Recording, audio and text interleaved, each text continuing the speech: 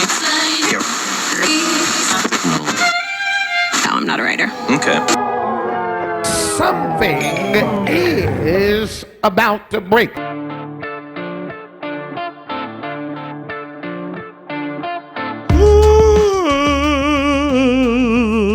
I don't know what that was, but it started as a yawn and then it turned into a weird thing. I'm a little bit sleepy, but I'm so excited. Have you ever been so tired, but you're so excited because the reason that you're tired was awesome? That's where I'm at. I just did a week of shows at the Magic Castle and I had so much stinking fun. Amazing audiences. Worked out some new material that I've been wanting to do for a long time, and I got 26 opportunities to perform some new stuff.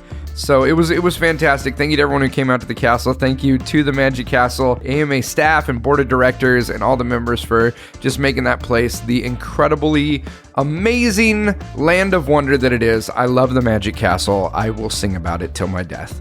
So now I'm in recovery. Monday, Katie and I got home at 3 o'clock in the morning after going with Mark and Ginger.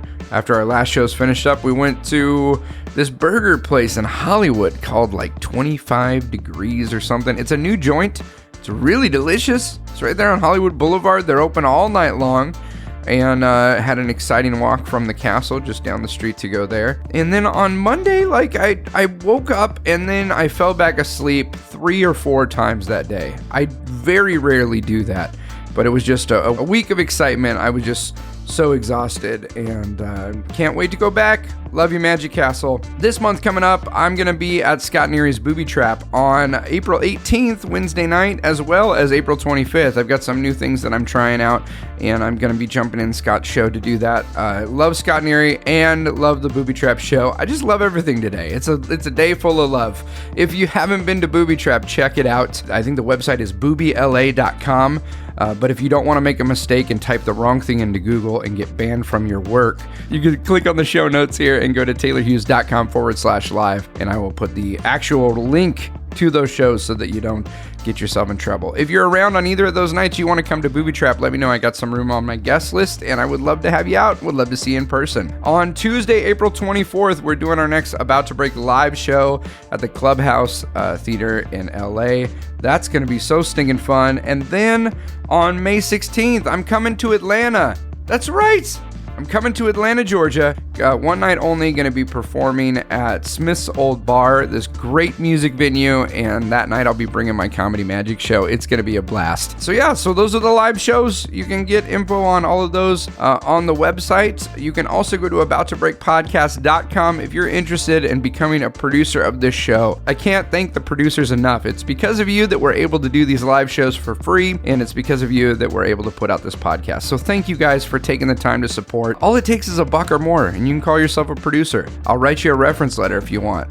You can put it on your resume that you are a producer of the About to Break podcast for $1 or more. And then for like $3 or more, you get some extra bonus content that's not available here. You can go get all that cool stuff by going to abouttobreakpodcast.com, click on Become a Producer, and become part of the producer family. And I don't know what's going on with me today. I'm just in a silly mood. Maybe it's because I have this incredible conversation to share with you with my buddy Jeff Civillico. Jeff does a great show every Wednesday night at the Paris Hotel and Casino in Las Vegas. He's actually adding more shows right now, so it's going great. You got to come check him out. I had the privilege recently of filling in for Jeff when he was on the road, and I love the showroom. I love the staff. Just an incredible thing he's got going there. He's such a good dude, and he really understands the business side of entertainment. So if you're an entertainer and you're struggling with some of the stuff that we as creative types don't always love to do, and booking shows and keeping the money coming in, making smart moves with the money when it does come in, you're going to get a lot from this episode. Not only does he have a great show that he performs, but he also started a incredible charity called Win-Win that helps performers partner up with organizations and hospitals to give back. I had the privilege to go and do a Win-Win show in Vegas as well. Just such a great thing. So be sure to check that out. Sit back, relax, and enjoy episode 67 of the About to Break podcast, a conversation with my buddy, Jeff Civillico. I'm so excited to be sitting in my shed in the backyard, the World Shed Quarters. I love that. With my buddy, Jeff Civillico. Did you just make that up right now? The World Headquarters. No, we've been using it for a little bit. All right. I think That's fine. Katie might have been the one that came up with it. Someone said like your world headquarters, and she was like Shedquarters, Or is it shed? or is it Shedquarters? I love it, dude. Thank you for doing this. Absolutely, man. You This is came fun. from Las Vegas. I came from Las Vegas just to be sitting here with you. Oh my goodness! A couple weeks ago, for those of you who were listening to the show, a couple weeks ago, I had the privilege of filling in for you, man, at your show. It's such a great That's right. showroom. Everybody was raving. Incredible crowd. Yeah, it's a hot room. It's a great room. It's so good. It's like the perfect size. 225, packed in, tight, so the energy is nice and contained. The laughs come right back. The applause comes right back. You know, some of those rooms, you got big ceilings. It kind of dissipates. That room, you know, even with 100 people, half full, it still feels great. Oh, it's fantastic. Like you said, like large ceiling rooms. Like those are the rooms we always picture ourselves wanting to do, like a big theater somewhere. But yeah, you're right. It's just like it seems like almost a lot of the energy is like moving toward the ceiling. Yeah, and I love how close they are to you. Yeah, that's big for me. You know, when you do a corporate event and there's a dance floor in between you. And this is awful. I don't know what you're talking about. I've never done a show like that. Right? Or when the half the audience is on the left side of you and the right side of you, have to split the difference, and you feel like you're not really connecting with either of them, either side. But yeah, that room is, for whatever reason, it just is a great showroom for comedy. Yeah. And Tim Gabrielson is another guy who's filled in for me a bunch, and he loves that room. He's like, dude, I'll play your room anytime, and it's so much fun. So I feel very fortunate to have a good room. Yeah. How long have you been doing that now? Because it's weekly, every Wednesday in Vegas. Yep. I started on November 8th at the Paris. I was very cool. That date in my head, but before that, I was at the Imperial Palace. Rest in peace for those of know Vegas. Yeah, take a moment of silence. We'll take an even quicker moment of silence for the Quad because it became the Quad for about 2 weeks, and then it shut down again. Well, then it became the LINQ, which it still is. Oh wow. Yeah. Why was it only 2 weeks? It was the Quad. Didn't really do well in the old testings. I think in actuality, really. It just, I don't know. I think, so what happened was the Imperial Palace became the Quad around the same time as the LINQ Promenade opened with the high roller Ferris wheel and all the shops. Yep. The LINQ Promenade was super successful. The Quad, most people felt like lipstick on a pig kind of thing. Like they didn't really actually do that much to it. They just changed the name and kind of some surface level things. Yeah. But then they capitalized on the success of the LINQ Promenade and said, hey, everybody loves this. Let's just call the hotel the LINQ Hotel. Yeah. So then kind of retroactively they said, oh, you know what? Let's go along and make this the LINQ Hotel and the Promenade. Okay. So they kind of, capitalized on that branding success of the LINQ Promenade. And they did a lot more renovations to the LINQ, and now it's beautiful. Oh, that's awesome. It's funny, man. One of the things that I wanted to talk to you about was the I don't know, volatility is the word, but the ever-changing landscape of showrooms and venues in Vegas. Like right now in LA, we just had 2 major comedy venues shut down. IO West shut down. They're just gone. Wow. Big improv venue. And then just yesterday, the day we're recording this, just yesterday, Nerd Melt, which was in the back of Meltdown Comics. Chris Hardwick had a theater back there. No more. They what day is it today? The 18th or something? No, today's the 23rd. We're recording this, 23rd of March. You were 5 days off. No. Most people are like, is it Tuesday or Wednesday? Like, actually, it's Friday. I never know what day it is. I never know. Like, you gotta have that, right? I mean, yeah, but it's always like, it's the 18th and 19th. You're like, actually, it's the 31st of March. You're not even close. This is a funny week, man, because usually, like, I'm traveling a bunch. This week I'm home, and the next week I'm doing the castle. But like, I never know what day. It's not like you don't work a Monday to Friday job. Sure. It's awful. I'm like, I'm working on Thursday at 7. Okay, right. What is it? Tuesday? All right, I guess I'll do some housework. I guess this is my weekend. Yeah, I mean, Vegas is constantly changing. It's one of the things I love most about the town. I left for the summer, and I came back, and I still haven't seen all the new shows that have come in since the summer. That's wild. And so, I mean, there was, Circus 1903 left, and Inferno came in, and then Let's Misbehave Game Show came in, and the Backstreet Boys have come in, and all these shows, Masters of Illusions, talking Carney, Master of Illusions came in, like all these shows I haven't seen yet, and I literally just left the summer for maybe 10 weeks. I wasn't in Vegas, and it's crazy. There's all these new shows pop up, and a whole bunch of them are gone, and a lot of them change venues and rooms, and the show that was at the Rio is now at Bally's, and vice versa. A lot of jumping around. And how do you keep track of it all? Do you have I picture you having like one of those like Criminal Minds a giant org chart, a Las Vegas Carney org chart. Yeah, exactly. It's color coded by magicians, jugglers, and Yes. ventriloquists. Oh, yeah. No, you know what? I honestly, I had my finger on a lot closer on the pulse originally, kind of back in the day when I was trying to get a show in town. Got it. And Okay. then when I did have a show 6 nights a week. So right now I'm performing 1 night a week. 7 p.m. at the Paris. I'm picking up a bunch of matinees in the summer. Oh, cool. Summer's kind of my busy time with families and kids in town. So Yep. I'm going to be doing Saturday, Sunday, Monday at 4 p.m. and then Wednesday at 7 p.m. Okay. Pretty much from Memorial Day to Labor Day. Again, with summer just being my busier time. But, now I'm not really... I'm a Vegas guy, but I'm not. I'm based there. I still love it. I still call it home. That's where I hang my hat. That's where, my business, I operate my business out of the Paris for Right. sure. And because everything is, Paris headliner, Las Vegas headliner. That's kind of what I can leverage for corporates and the theaters and Totally, TV yeah, and everything yeah. else. But, I don't really consider myself like a Vegas guy like I was when I was doing 6 nights a week, four-walling and just spending a lot of money on advertising and marketing Right. and promoting. Right now, my energy is focused on, things outside of Las Vegas, and Yep. that's purely just the home base. I love your approach of making it your home base. And like you said, using that headlining show as leverage to do some other things that you want to do. Because Yeah. I think when I was a kid wanting to do magic, it was this idea that like if you got to Vegas and you just had a show in Vegas, that was the thing. Dude, I get it. That was me too. Yeah. That's why I have a show. Yeah. When I was a kid, I always thought, I gotta make it. I gotta get a show in Vegas. Even I think that's an amazing testament to the brand power of Vegas. That Right. when we're 7, 8, 9 years old doing magic and juggling shows in our Oh, kitchen, yeah. we want to have a Vegas show. That's a strong brand when you know that means something. Yep. You've arrived as an entertainer. Yep. That's pretty incredible. I think about that a lot. That's the way it was for me. I just knew I gotta make it to Vegas. Even when I was in Orlando, I was like, this is all right. Right. I'm practicing, making some contacts, but Vegas, baby. Like I gotta get to Vegas, get a show, so I can Yeah. be somebody. Well, and like the idea as a kid was like you get to Vegas, you get a show, and then you settle down and you just you turn up at 6 o'clock for your 7 o'clock show. Yep. But I love anyone who 6 follows o'clock, you. man, you get there early. Sorry, magician, you got a preset. We don't do that juggling. Yeah. Well, jugglers are like, look, I'm gonna practice for 20 years, so I don't have to do anything. I could just I stopped grab stretching items. when I was 19.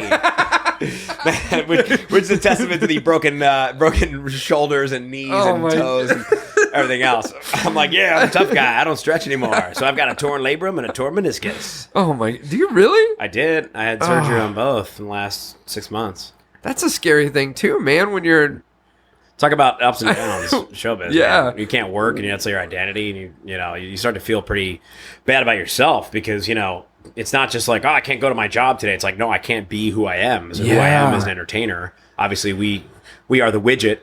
Right. We are the product, and Right. so when it's a double whammy because physically you can't do much, and then you're emotionally feeling just not like yeah. yourself.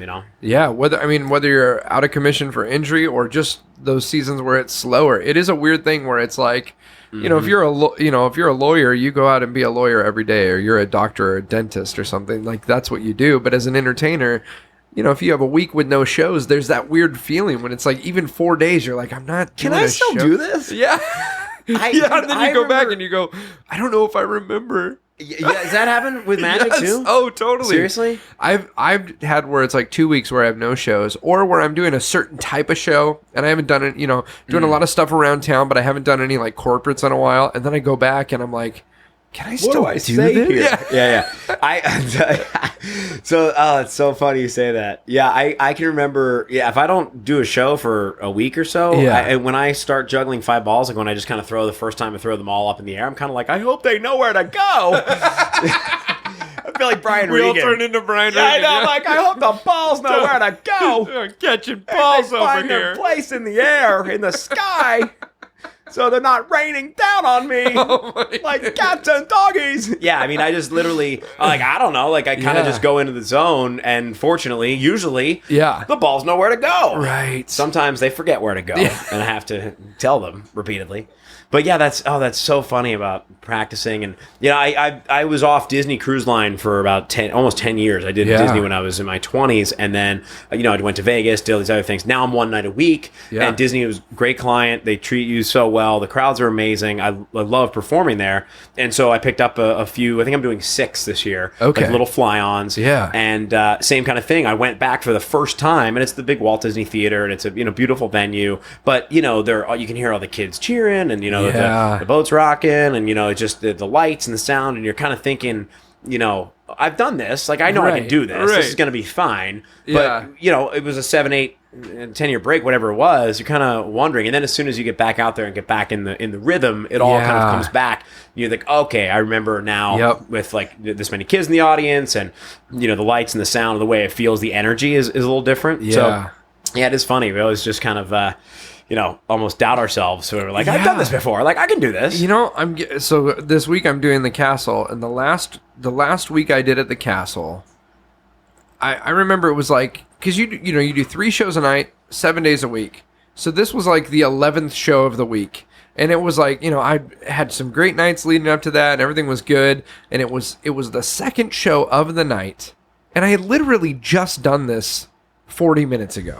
Finished the show 40 minutes ago. I love where this is going. Yeah, and I'm backstage in the parlor, and I get this little knock on the door, and the door opens, and it's a magician that I know and love and have respected, and he's hilarious and a creator. He's always coming up with stuff. And he goes, "Hey man, do you have any seats? Could I hop in and see your show?" And absolutely. And I sat him in the show. I went backstage, and all of a sudden I got this overwhelming anxiety and fear. Like, what if I don't know what I'm doing? Right. And I had just this like the 11th show in 3 or 4 days. Isn't that weird, man? Yeah, and I get it.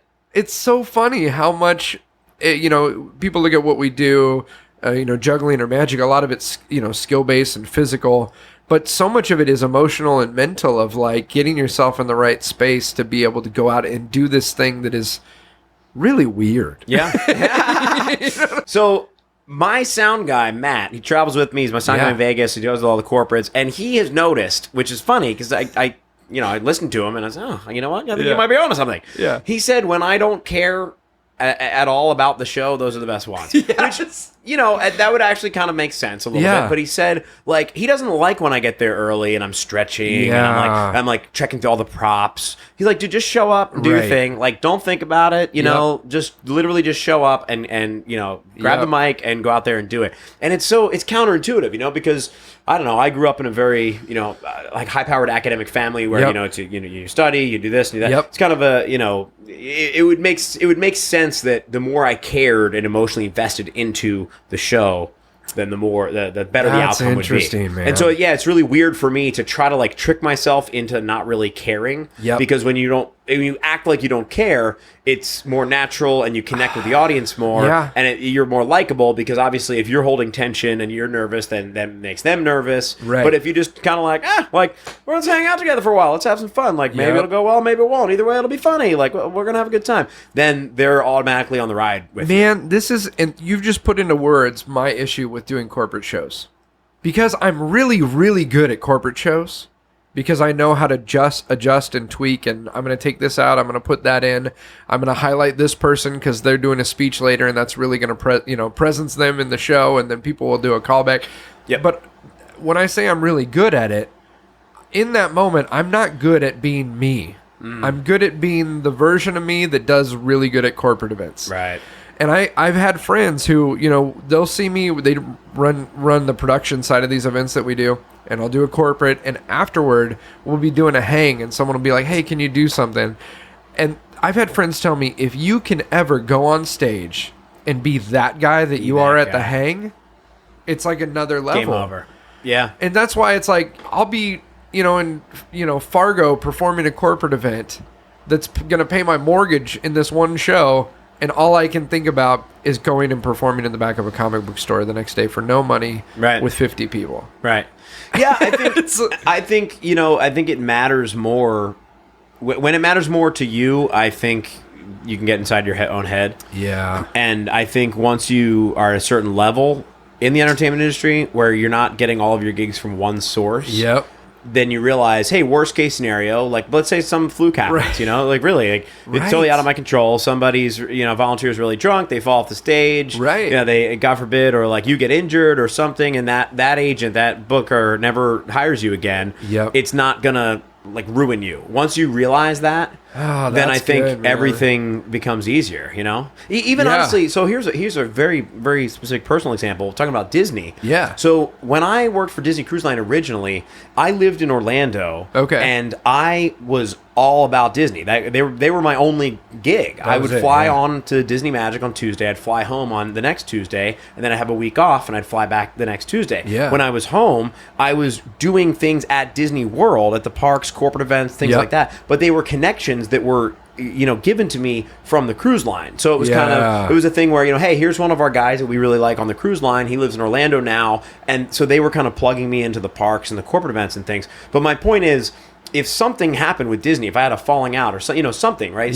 Some kid gets hurt, or someone is offended at something, or whatever happens, like my entire income and why I moved from Philly, after school is done. Yeah. Now I do Disney, but it's part of a portfolio. Yeah. I have 5-6 cruises. I have the Vegas show, corporate events, keynotes, emceeing, TV stuff, nonprofit work. So now I feel like I'm much more relaxed. You've diversified your workload to where... diversified the portfolio. So I'm more relaxed, which is, again, counterintuitive, because I kind of... This sounds bad. Obviously, I care. Yeah. But I don't care as much of like, oh my gosh, like every single thing they say, is this funny? Is this too clean? Is this not? Is this... And so I'm able to just kind of chill out and just enjoy the shows. And of course, they're better than they were 7-8 years ago, because I'm just enjoying them more. And so it's a really weird kind of thing that I've noticed, at least in my own personal life. That's encouraging, man, because at the end of the day, I got to go, look, I'm not going to be an asshole to someone. Like, that's in my head, is like, I'm going to say something that's going to ruin my career. Right. But it's like, that's not who I am. Why would it be that? I wouldn't go up to someone on the street and say something terrible Why to would them. I say it on a Disney cruise? In a microphone? But in my head... Why would I say it to a 7-year-old child on stage? You're never going to amount to anything, kid. But yeah, I just think it's funny, the games that we play in our head. And I also love that you're talking about like, I've never heard an entertainer talk about diversifying the portfolio. of their finances, but not of the actual type of events they do. Oh, man. Because I have friends who are like, I used to do a ton of these events, and then those dried up, and guys did a bunch of school assemblies, and then the school stopped booking, and they're out of work. So even more than that, I totally agree, by the way, types of shows. But I just think, this is purely just my own thoughts here. Do it. I think of I guess this is the point of this Jeff. podcast, right? This is why it's the Jeff Civillico episode. Nice. I always view it as I am a business owner. Right. I am the CEO and founder and chairman of Jeff Civillico Inc., my company. Yeah. I have employees that have roles. I have, a product, which is a comedy juggling show. Yeah. And so how can I market that product? So when I think about diversifying, I don't think of just, what types of comedy juggling shows can I do? Like, where are the venues? That to me is just one whole thing of shows. Like that, there are so many other things. So, I read a lot of personal development. Yeah. I do listen to a lot of podcasts, such as this one. Like that plug. I'm already on it. It's good. It's always good to plug the program. Jeff, you're already here. You guys should check out that About to Break podcast sometime. Yeah, it's fantastic. It's a really good one. Big fan. But no, I always think of, like 7 streams of income is what the, average millionaire has, right? So when you think about that, okay, how can you take entertainment and then break that down into different streams, just purely different revenue channels? Right. So that's informed my business and how I operate a lot. So I would say my first channel is Vegas. I have a Vegas show, a public ticketed show. That is an entirely different channel than corporate shows, which I would consider my second one, right? Corporate for sure is financially the best, but in terms of kind of branding of who I am, it's always first, Las Vegas headliner, Jeff Civillico at XYZ corporate event. Gotcha. For example. But if you think about, corporate events versus Vegas, it's a completely different beast. Right. I mean, everything from how I sell a public ticketed show to, a contracted show where you're getting a set amount to, how I act, how I dress, the kind of music I play, how I tailor my show, how, how the kind of information flows through my company. With everything from like a Vegas show, you want to kind of be everywhere and bring in all these different channels and streams. Then you want to kind of capture them, add them to your brand, get them to be writing reviews online for you, get them to be adding social media followers, etc. Whereas when you're plugging into a corporate event, like I do a lot of hosting for AT&T. Like I'm not I'm not showing like, hey, check out like this pilot I did, because like nobody cares, like I'm there. I mean, maybe a couple people care, but it's not appropriate. It's not appropriate to be like, follow me on Twitter, guys. Like, if it works in a subtle way, but I'm not gonna. It's not about me. It's about them. Right. So, corporate event, you're building their brand. Totally. You're supporting their focus and their goals. Absolutely. Right. But when you look at a channel like that, you've got a Vegas show, a corporate show. I think of other channels that I've created based on how can I do this. I do some PR consulting. Yeah. So I do some PR work for a few different places in Vegas, one in California. I do some coaching with other performers, kind of help them brand and develop and kind of build a show around, both creative and business branding. Yeah. And then, I do like a camp called Showbiz Academy, which is a showbiz camp for high school students where I take them through the business and creative aspects of showbiz. Again, that's a totally different stream. I mean, I'm marketing that to schools in Las Vegas. That's pretty niche. Yeah. And I'm going then to do free shows at these schools to promote my high school camp. That's totally different than, working on a hosting video that I can use to pitch to AT&T or, doing like a call center visit or a show in Vegas for Vegas.com who sells my tickets. Yep. So anyway, I've always tried to, I have a bunch of those kind of streams. I do some, obviously hosting as well, which is another stream. And then I do some kind of spokesman where, so they're just totally different, revenue streams. And I think a lot of performers could do well to think of their kind of trade as more of a business. Think about, okay, so again, just brainstorming, like I'm a magician, what could I do? Okay, so obviously I can do, corporate shows, I can do cruise lines, I can do fairs and, everything else of the normal kind of things we think of. But then what about, something like a podcast, for example? I could host a podcast, that's my interest. I could teach magic. I could host a show. I could do a school program with, focusing on empowering kids. I could do, something with military and build a type of show that I market to military bases and get corporate sponsors. Just kind of think bigger and a little more outside of the box than just like, I'm a magician, I do magic shows. Right. Man, was that something that came from like how you were raised as far as like that business mindset, or was there a moment where you were like, I need to get some other things going? You know what I mean? Dying here. I know we all have those moments, but was there one that was like a moment where you were flat broke? Was there a moment where it's like it's either this or stripping? No, so that's a great question. I think it's kind of a twofold. I definitely come from a very high-powered academic family. I mentioned before, and I always thought my family and friends, they're all doctors and lawyers and finance guys, and sorry, that wasn't a joke, Taylor. I just pictured Thanksgiving. Yeah. And what is Jeffy doing? Yeah. Just a juggler. He's juggling balls. Yeah, juggle for me, monkey. He turned into Brian Regan again. Always juggling Brian Regan. balls. I have to avoid listening to Brian too much because I would just go into that. Yeah. It's like the best ever. I do it all the time. I'm driving. Be like, red light, green light. Red light. Double donkeys. Yeah, double. With their show horses. Oh, right just hit one of these cars with people in it. Yeah. Okay, good. So your family's all doctors and lawyers. I'm not done with Brian Regan yet. Spring snitch for lunatics. I'd like a dozen donuts, please. I'll take a chocolate frosting. You have 11 left. Oh, thanks. I think I butchered that one, but it's the right idea. So good. Anyway, yes. Oh God, so good. Yes, twofold. So I come from that world where a lot is expected. Yeah, and I feel like I got dealt a wonderful hand in life. I have two parents that love each other very much. I've been married 46 years. They have been awesome role models. They have, given every opportunity. They've supported me, in every way, talent-wise and creative and financial. And they've given me a really, really awesome kind of launching pad, right? That's so great. I feel like, with that, with great... Great power comes responsibility. Yeah, it's kind of like I feel like I've been dealt a really good hand, and so I've always wanted to do great things. I've always wanted to be the best at whatever, best as I could at whatever I was into, and I think that for sure is the way that my brothers are as well. couldn't be more diverse in terms of career choices and What do your paths and brothers everything. do? Are you ready for this? How many brothers? Is it all brothers? All brothers. Two brothers. Okay, two. Yeah. Buckle up, Taylor. All right.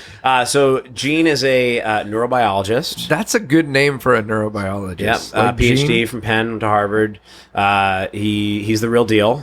He actually got me a gig with the NIH. I'm hosting Wow. for the NIH. That's awesome. In April. He is the program director for Spark with the NIH. Okay. And he works for the FDA. Doing kind of medical device testing. Before that, he worked for Otsuka, the Japanese pharmaceutical company. Wow. Had a lab at Princeton. Brilliant guy. John is dentist. Okay. Taking over my dad's dental practice. You referenced dentists Yes, earlier. absolutely. So, another same thing, just a brilliant dude. And he went to Georgetown as well, which is kind of how I fell in love with Georgetown. Ended up going there. Cool. My brother John just absolutely loved it, and I loved it when I visited. Side note, but yeah, so I think I didn't want to just, if I was gonna be an entertainer, Right. I wanted to do it to the best possible way that I could, and so I think that's kind of partially again friends and family. Yeah. I wanted to kind of they what's that you're the kind of average of the 7 people you spend the most time with. Oh, yeah. Like I'm around my brothers and my family and my friends from Georgetown who are all super successful and just highly motivated people. Yep. And so I feel like I wanted to be the entertainment version of that. Yeah. So, sure, I'm not going to have a PhD, gone to Harvard, done XYZ, but I wanted to be like, what would be the entertainment equivalent of that be? Yeah. I wanted somebody to look and see, oh, wow, each of these 3 brothers are extremely successful in their own way. Right. According to their own skill sets and passions. Yep. This person here is into this person here is into this. Jeff, obviously very different. I've always been a little bit different. We cut to Jeff at the smallest seat. Yeah, but I think that's partially where it came from. But then to your point, the second area I would say, or a reason for this, is that I think at the end of the day, when you want to be, you're a grown up doing this, right? At a certain point, Right. You're kind of like, I'm not just going to do some shows and kind of like make money when I can. Yeah. You think about it in terms of a business, I think. You think Yep. of it in terms of maybe it's just when you have bills to pay and you have responsibilities and you have, that you start tracking things a little bit more and you start looking at, okay, so how many shows am I doing? What's the average price of my show? Oh my goodness! Yes. You start forecasting. What do I need to?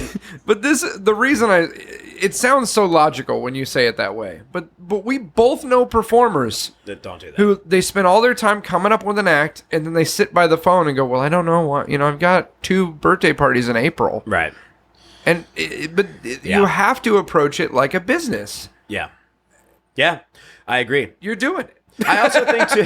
Thanks. You're hustling, man. I think too. I don't know. Maybe it's partially motivated by vanity. Like I wanna have like nice things. I want to be able to like go on like nice vacation. I want to have money. Yeah. And like I this is what I'm doing. Like I've made the decision. Right. This is what I'm doing with my life's work.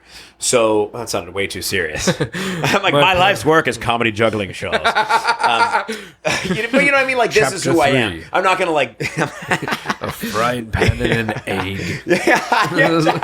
Chapter 6: The Art of the Unicycle. Yes. Oh. Then cigar boxes entered his life. And it changed everything. Everything. No, I mean, I don't want it to be like, well, I live in a shack. Right. I can't afford to do anything. Like, but at least I'm following my dreams. Like, I don't Yeah. want people to be like, play that card. Like your friend who's the high-powered attorney, like, Yep. has this amazing lifestyle, and has all this money, but like he's probably not happy. Like at least I'm happy. Like I'm like, why can't I have both? Why can't I be happy and still be able to have the things I want? Exactly. So I don't think that's a bad. That's a bad thing, a bad, not at a all. little motivation. But I think that's part of it too. I kind of have a little like chip on my shoulder. Like I don't want to be the guy who's like, he gave up, a steady paying job and a good career, for his passion. I want to have both. Is that wrong, Taylor? No, it's brilliant. All right, It's brilliant. Easy. No, It's not brilliant. I'm not- It's just logical. I'm saying, right? hold on. I just want to confirm. I'm saying your logic is brilliant. Okay. Thank you very much. That's way too complimentary. You are actually an idiot. But your logic is brilliant. No, I love it, man. I've always been drawn toward people who hustle and whatever their thing is, because I feel like, and you also have the detrimental side of like, I can't be home for a few days and chill. I need to I'm really working on that, like being okay, having a week off, Right. and not being on vacation. But that comes with, I think, time, knowing Yes. that, not saying you're sitting for the phone to Right. ring, but that there are gigs coming in around the corner, that you're not like, oh my God, if I don't send some things out, like everyone's just going to forget about Right. Taylor Hughes. Like, Well, that's not going to happen now. I hope that, but I mean, there are still. Right. I mean, I can pull up my calendar right now, and the fact is, I've had the last 2 weeks, I've been doing stuff around town, Yeah. little shows here and there, but I haven't been bringing in dough. But it's okay, Right. and I've got the next several months look great, but I could pull out, a certain date on the calendar where I go, oh man, Sure. what if it doesn't keep happening? Don't you think that's kind of the starving artist thing that people that people will kind of use that as an excuse to say, yeah, but at least I'm happy because I'm pursuing my art. I'm doing what I love to do. If they're saying that they're not booking gigs, Yeah. they're not bringing in that much money, and I never want to be that guy. Right. I don't know how people can. I mean, don't know. because the reality is, like, if in, November 2019 you don't have anything planned, you still have bills that month. Right. You still have Yeah. responsibilities. I still have kids that Fortunately, are my gonna be November 2019 is closed. looking great. I'm kidding. I just wanted to say this is the most entertainer thing possible. Jeff. Yeah. Yeah, it's a great month for me. It's a great month for me. See, I purposely picked one that's like really far away. Yeah, I know, that was- so that, and then you That still. was the joke. Oh, damn you. That reminds me of when you were talking about, like, I'm doing little things around town, but I'm not really bringing in money. Everybody's, oh, yeah, who books that? Were we talking about that? Yes, that's always the thing, man. You have guys will just like Can I tell it? Tell it. Two entertainers catching up over lunch. One guy says, hey, how's it going, man? He goes, oh, unbelievable.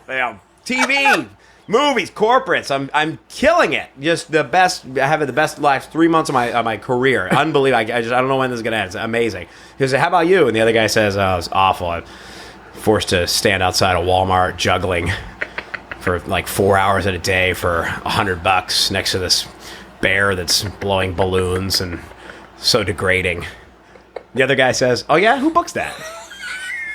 I love that joke. I love it. It's so there's a balance that we're trying to get into, and it's I have friends who so like look, anyone who follows Jeff on Instagram, you're gonna go like, holy crap, this guy is in Vegas on Wednesday, then he's in the Bahamas, and then the next day he's doing a corporate in Texas, and then the next day he's emceeing a charity gala in North Carolina, and then it's like Friday. and what's great is you're working, and then I have other friends who their calendar looks very similar, but they're like going, to the Philippines to perform $50 comedy shows. Yeah. But you know what I'm saying? Like, it's like there's this balance of, you want to be working, you want to be hustling, but you also want to be making money. Right.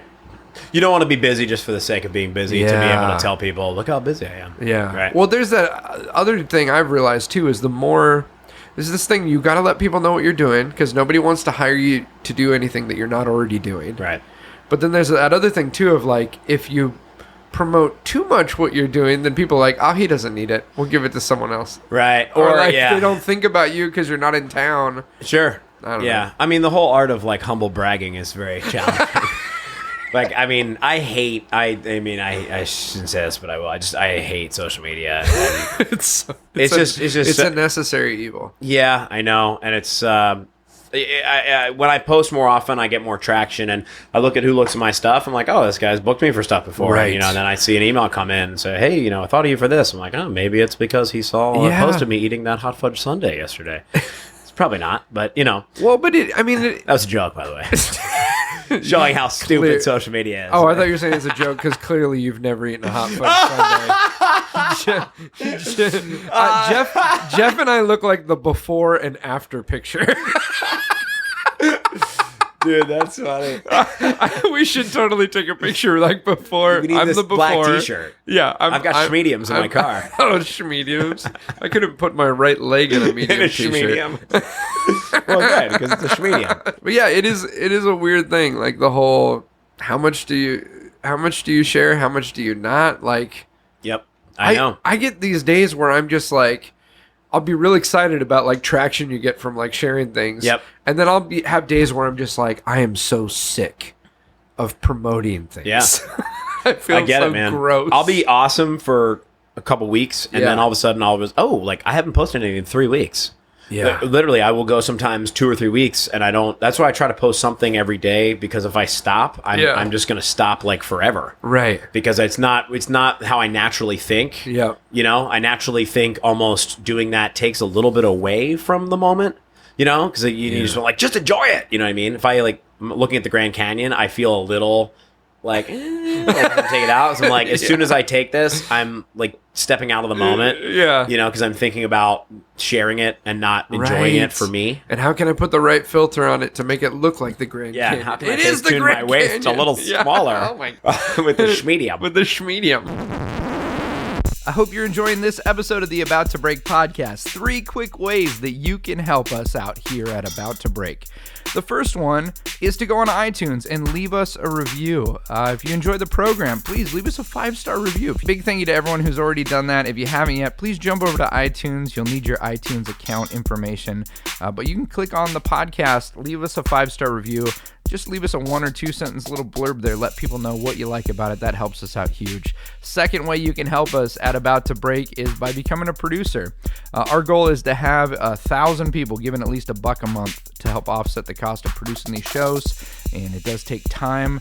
And it is a passion project. I will continue putting these out for free because I think it's a helpful conversation.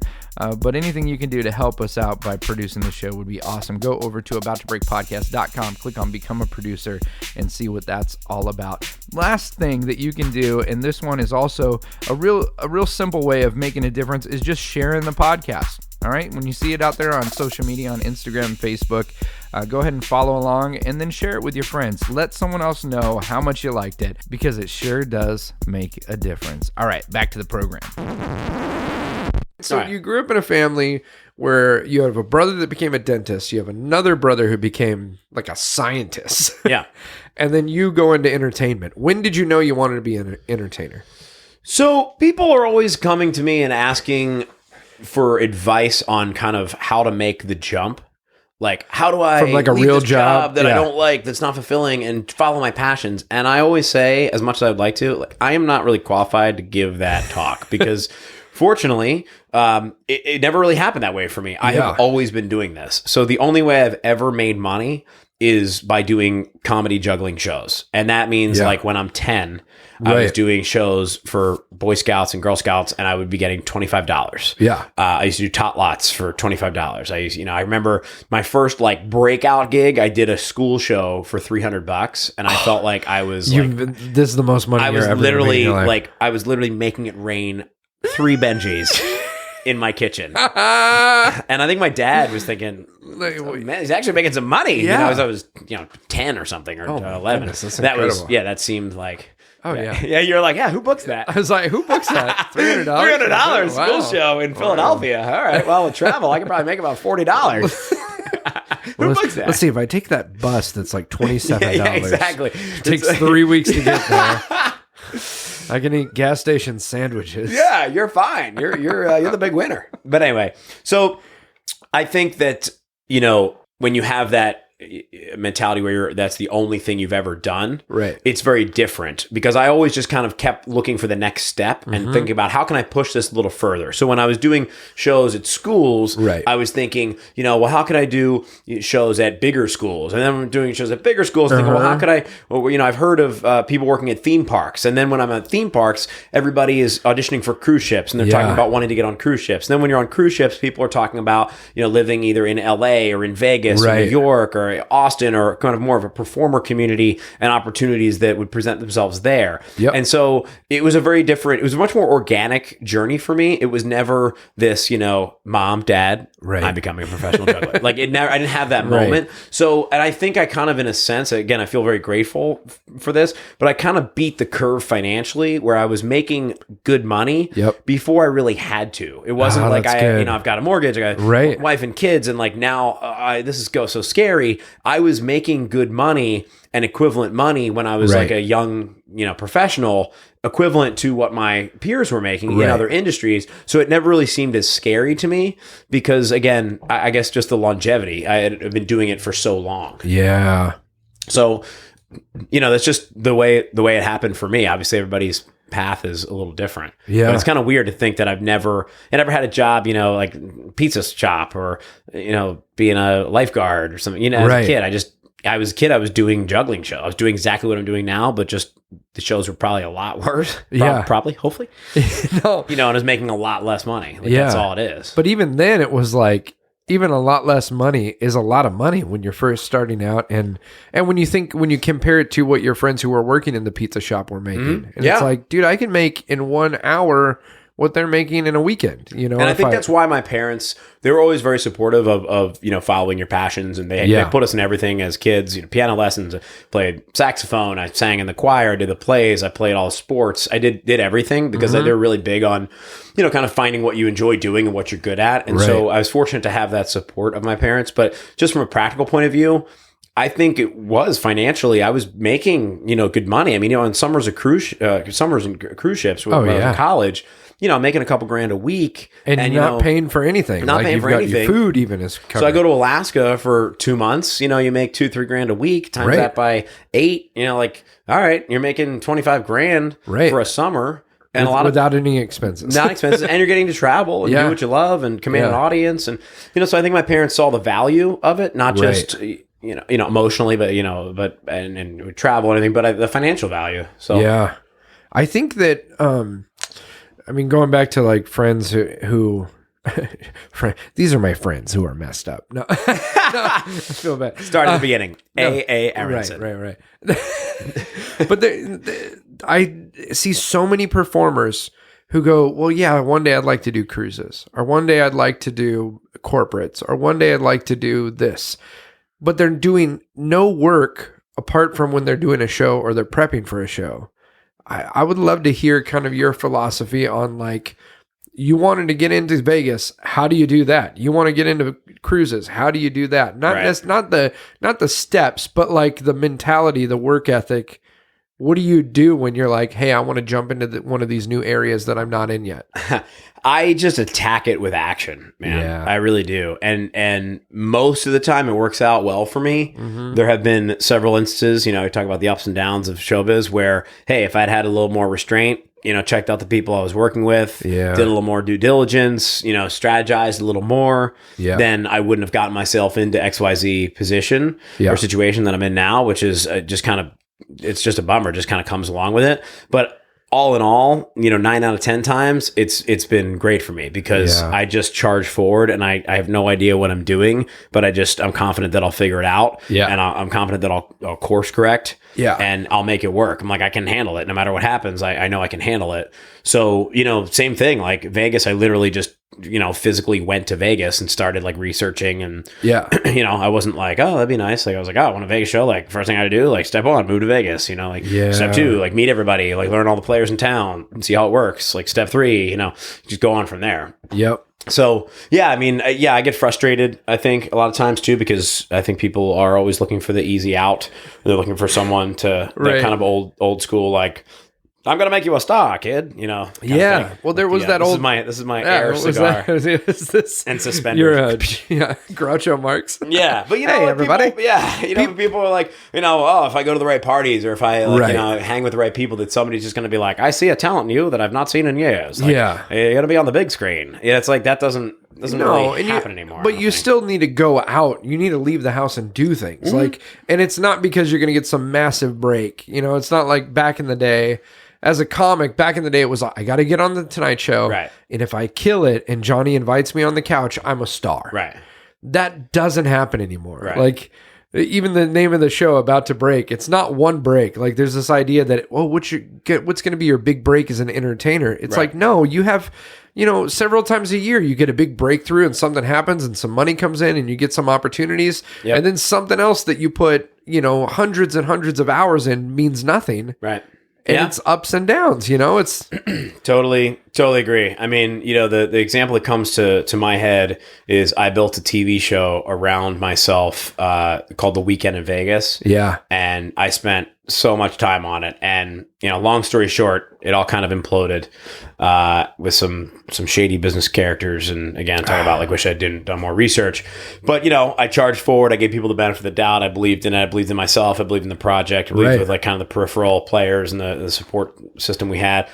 And so, spent hours and hours and hours on that. And I never really thought it was going to be like my thing, like my thing was going to break, but I thought that it was great practice. And I thought like, well, this might be like the thing before the thing. Yeah. I can use this kind of footage and this as leverage and things to kind of build my brand. And then somebody would say like, oh, like this kid would be good for this. Yeah. And so that could still happen, for sure. And I definitely, I'm grateful for the experience I got and the training and the practice of hosting. And I got to interview Mike Tyson and Olivia Newton-John, Dennis Rodman, some really cool, really cool figures and did interviews with bands, that I like Plain White Tees and, all sorts of bands that I never really been in that situation. Like how do you interview a band, how do you kind of talk to Blues Traveler, interview John Popper and people like that. Right. So it was great. But at the same time, man, I think about all the hours invested in that and it just, it ended up not really being anything. And it's tough, man, but I wouldn't change it. I'm glad I did. It's like on to the next project, like keep swinging, And you never know, man. I've heard so many stories and I've had moments where it's like you did something 3 or 4 or 5 years ago that seemed like it tanked. And then you get a call, a good friend who's a TV writer got his first job writing on TV because he did a comedy showcase 7 years before that, did like a one-man showcase thing. He said there was 8 people in the audience. He was so disappointed, put all this time and energy writing the show, did it. And the guy who was in that show was an actor who wasn't doing anything at the time. The guy was just attending his show, sees him perform. He's one of the 8 people. And he said right then, he's like, this guy's hilarious. If I ever get a show and I need to hire a writer, I'm going to hire this guy. Wow. 7 years later, he gets a phone call saying, hey, I got this sitcom. Do you want to be a writer? And this is where I saw you. But isn't that crazy awesome, though? Like, it's crazy when you go like, oh, this is going to be nothing. Or, you can get so down on like those things, like those projects that you were so passionate about. I think I always try to zoom out. I think it's a skill of just, even when you have a bad day, like a bad day in the context of a great week is still a great week, and a great month or a great year. And I realize that most of the time that I'm down or depressed or, we all feel like, why aren't I further along? Right. I feel like it's because I'm not zooming out and my perspective is skewed, it's flawed. So I really try to do that now when I'm like, man, today was like a crappy day. Like, I thought I was going to get like these 2 gigs. They both fell through. Like, and then a bunch of like, stupid life stuff happens, like flat tire or like, payment, something, just life happens. Right. And you're like, man, you're kind of feeling that, like, I'm not really advancing myself. I'm not really like getting any better at this or building myself. And then you realize like, wait, this week, this happened, this happened. Like, this is like, I'm not going to let today ruin my week. Like, this was a great week. So I think it's really, really important, especially for entertainment when we are the widget, when we are the product. For, one bad show or one off, one lost booking or one, disagreement with another performer or something, we feel like, kind of hurt and, we're trying to find our place. I think it's really important to just kind of remember, but like, all right, let's put this into context. Like things are going pretty well, like overall. And remembering too, that like the variation of, the ups and downs are what make it so fun. You know what I mean? Like we hate the downs. In a really weird way. But it's like, dude, if I had an office job, and I know I could go get an office job and I could have steady, decent income and a 401k and all of that. And at the end of the day, I go, yeah, but for 5, 10, 15, 20 years, it's pretty much going to be the same thing every day. Yeah. And every day now I wake up and some days are really depressing, but some days are fantastic. Yeah. And you go, man, at least it's different. It's cliche to say, but we wouldn't appreciate the highs if the lows weren't there. I agree with that. Yeah. For sure. Without naming names, what's one of your breaking points? Which one of your... just a tough time? Yeah, like a time when you were just like... have you ever been tempted to go get like a normal grown-up job? No, absolutely not. Yeah, buddy, I love that. I love that. No, not at all. Honestly, I never have. And I think it's become... I went through different phases, though, of why. You know, I think at first it was probably, well, this is what I've always done. And then it became more of a pride thing. Like, I can make a living doing this. So it's a source of pride for me. So I have a little chip on my shoulder. Like, I'm going to do this. And, and now I feel like I'm too far in a good way. Like, I've done all of this and I built all this. Yeah. That, not that because I don't want to, but like I can't start. I guess I could be like, all right, like I'm going to law school, but I just don't see how that would be as fulfilling when I feel like it's really rare with the amount of times now that people change jobs and industries. Now everyone's a free agent, right? Everybody's just jumping all around. I think it's very cool and it's a very unique story to say, this guy has been doing this in some form since he was 7 years old. Yeah. That's pretty cool. And the older you get, and you have a wife and kids and a family, it's like, wow, this guy had a singular focus and passion. Yeah. Obviously it's evolved. Hopefully it's a little different than when I was 7.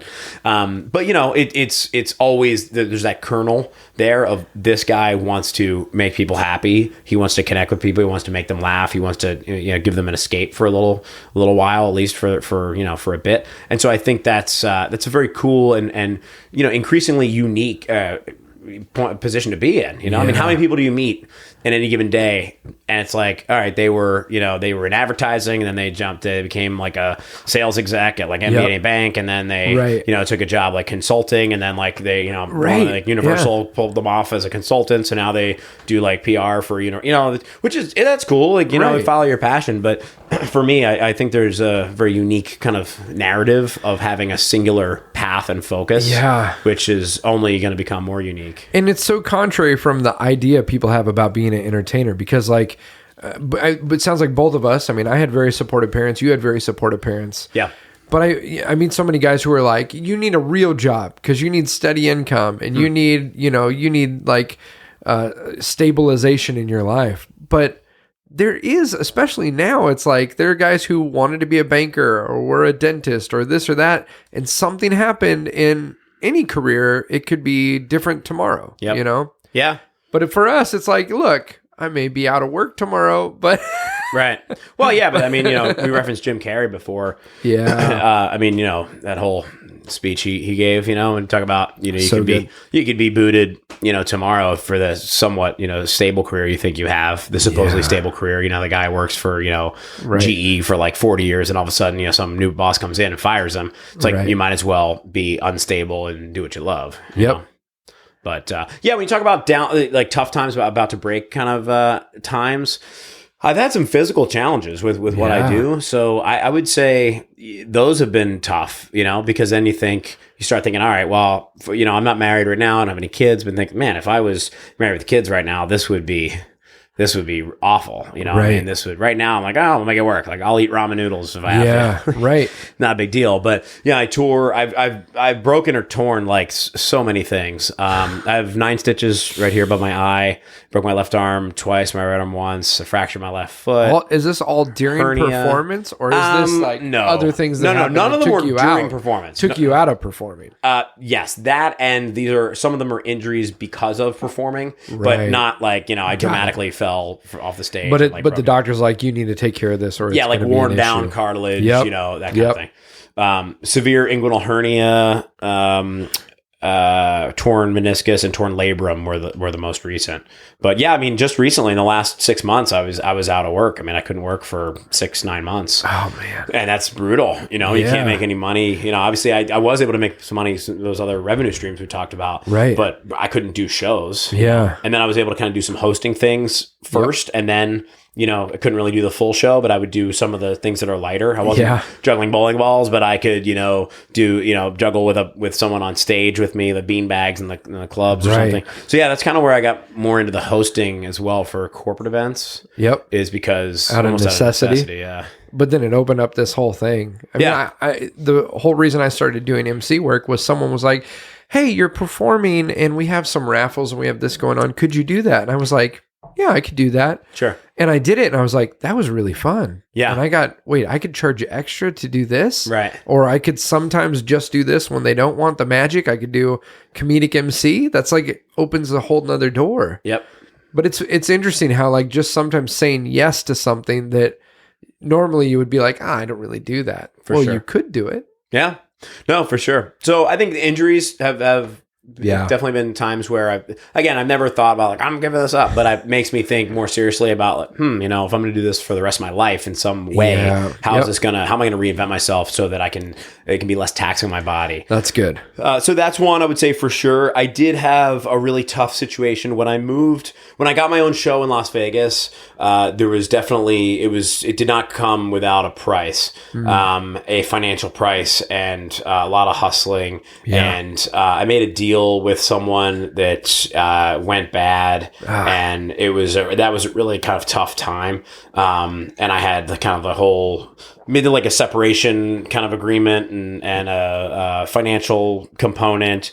And I did everything I could to like keep it cool, and it's still in the end, it didn't really work out. So that was a bummer. I mean, again, I never thought about like, that's it. I just thought that was definitely, it wasn't as easy as like, oh, I auditioned to be a headliner. Right. Like, you're not a headliner. I went to the headlining Vegas open mic. Yeah, exactly. And they were like, this kid's got it. Very well. They all had cigars. They all had cigars and air suspenders. Yeah. Yeah. You'll start tomorrow, kid. Yeah. Do you have any sort of ritual or like centering thing that you do when you have one of those moments where it's like something didn't go the way you wanted, or you have this relationship that goes sour? Right. What do you do to like continue moving forward other than just waking up every day and saying, well, I guess today I'm still going to go out and hustle? Yeah, I don't know, man. I'm definitely a big personal development nerd. Yeah. So, I mean, I write my gratefuls every day, and I write my affirmations, and I write my goals. And, I do that to that's my ritual in the morning, kind of my boot up sequence. And, I listen to a lot of podcasts and, watch a lot of TED Talks and, try to read when I can, on flights and everything else. Yeah. But I feel like I'm a pretty grounded dude. I'm not going to like, one thing's going to happen, I'm going to fly off the handle and be like, I'm giving up. Yeah. Yeah. So, and again, I think action, I get really, really, really spurred on by action and momentum. Yeah. I really believe in momentum. And so again, zooming out, I believe like I have good momentum from the things that I've done in the past. And so I won't let something stupid slow down my momentum. I try to really back up and think like, okay, like this is a bad day, but like in this week, I cut together a new hosting reel. My new website is up. I booked this a corporate event like for more than I've ever booked for. I 2 new bureaus like kind of reached out to me, and I'm on the radar now. I kind of think of all the good things that are happening as well. Yep. And so I would say that's kind of my how I deal with it, is just charging forward with action and focusing on the positive. That's so good, man. Your show is called Comedy in Action, which when I first saw it, I was like, that's a great name, because he's juggling and it like fits in with that. And then after I met you the first time, I was like, holy crap, like this guy is always moving forward. Like, even Thanks, just man. in conversation, it's like, you're always thinking like, what can I do to keep moving forward and keep pursuing things? And so I always tell that to the people that I'm around, that I'm with. And I'm fortunate to have an awesome team. Matt and Beth both work for me, and they're awesome. But I always say that you've met, you met Beth, right? I met Beth. She's fantastic. She's killer, right? She's so awesome. Fun. Love you, Beth. Yeah, Beth. But no, she is awesome. But I stress that all the time. I'm like, let's just keep everything moving forward. Like where we were, we need a group sales flyer. Like, let's keep that moving forward. Let's, we were talking about having that. We need, this or that. We need like a new, promo video, or we want to redo this, or we want to get, better merchandise. We want to do like, what can we take these just even little steps when your brain is fried, when you can't really focus on the bigger things, instead of just totally shutting off, like what little things can we do just to keep everything moving forward? I push that a lot. I think that's really important, man. That's really good. What for you? I know that you talked about always having, like right now you have like 7 different areas or 6 different areas that you're focusing on. Yeah. What's something that you haven't yet done, or that you really want to like lean into as you're looking ahead? Is it because a lot of guys would be listening to this and going like, oh, he headlines in Vegas, he does corporates, he does cruises. Like you're doing so many areas that guys usually pick one area. Right. Is there anything that, I mean, for you, is it like just sustaining this, continuing, or is it like, no, I really want to jump into this, or I want to So I have like four main areas. I have the Vegas show, corporate work, television, and Win-Win, which is my nonprofit. Which we haven't even talked about. It's fantastic. We should hit on that. For sure. So, like, not that Vegas is done, but the Vegas show is up and running. It's successful. People like it. It's got great reviews. You know, it's financially solvent. We're not like hemorrhaging money. Like, I'm not trying to figure out how to sell a show in Vegas.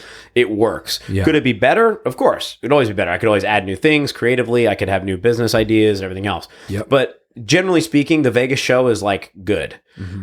Corporate, within corporate, I have shows, I have keynotes, and I have hosting. Yep. I would really like to do more hosting because those are kind of very creatively fulfilling for me. Yeah. Because I can host on stage and also host on camera for all of the social media videos, conference recap videos. I do like all their AT&T videos and all their conferences, which has been awesome. And you know, those are really, really fun, and they get for me to flex my kind of on camera hosting as well as on stage. What a smart thing too to pitch that you can do their social media. That's brilliant. Yeah. Let's edit that out so maybe don't start. No, I'm kidding. I know, right? No, that you should. Anybody listening to this? So smart. You can add the value because you're there anyway, and a lot of people are like, "Oh yeah, social media. Like we've heard we need to do that." Yeah. Like, but they don't really know anything about it, or they're like, "Oh, I don't want to like get into like the, or they get the just Facebook." Their IT guy live going like, "We are here in the convention center.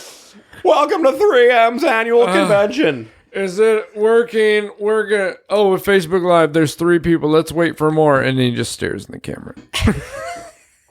Dude, that is funny.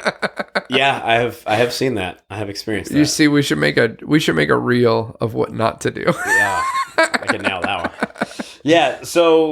So with corporate, there's those kind of different facets. I haven't really explored the keynotes too much. I kind of only do those when people come to me and say, "Hey, can you work in our messaging about our quality culture initiatives or something?" Sure. And I'm like, "Yeah, I can." Right, but I would like to. That's kind of, I know it's its own world, the speaking industry, it's its own beast. And so when you talk about like where it's going, I kind of like the idea of being able to talk a little bit about, you know, the nonprofit and the Vegas show and the other things in a corporate, more of a keynote setting. But again, I'm kind of just taking them as they come in. I'm doing something for UNLV. I'm speaking to their MBA class on branding. They're bringing me in as like a guest lecturer for the day on branding, which I thought is cool because the guy who hired me, the guy who's at UNLV, he used to be with the Chamber of Commerce and used to hire me to entertain at these breakfasts for the Chamber of Commerce. Yeah. But he always said, "Dude, you built an awesome brand. Like we're in Vegas. We're having all these, you know, all these talks about branding. I want to bring in like a case study. Like you've already done a really awesome job of branding and talk about it, and you'd be funny and engaging and, you know, juggle and bring people up on front of the class and everything." And so I'm super into that. But it's cool because when he said, "Can you do that?" I'm like, "Yeah, I can do that. I don't have it. I don't have a talk on branding, but I'm excited because now I get to create a talk on branding and I have a reason to." So those are the kind of the corporate keynotes that I do now, where people say, "Can you talk about teamwork?" Okay, obviously, yes, I can talk about teamwork and how I do it with juggling and someone on stage and working together and things like that, or a talk on branding. But I'd like to kind of cement my own, you know, talk that I haven't really done yet. Again, it's kind of much more of a blend of entertainment with, I talk about gratitude and mentors and paying it forward and things like that. But I want to have kind of a more content in there. Yep.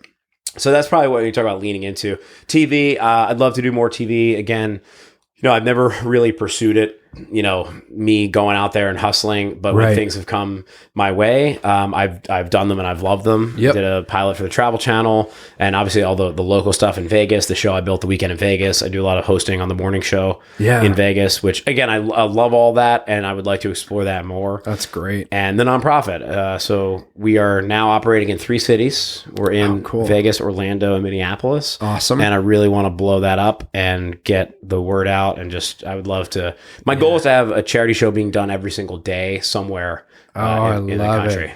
Talk a little bit about Project 365. Project 365.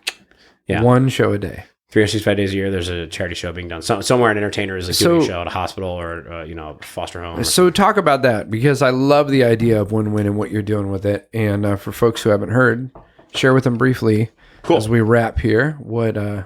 Yeah, no worries. Win-Win Entertainment is a nonprofit I created. We became an official 501c3 in 2012. We started operating in 2010. And what we do is we create opportunities for professional entertainers to give back.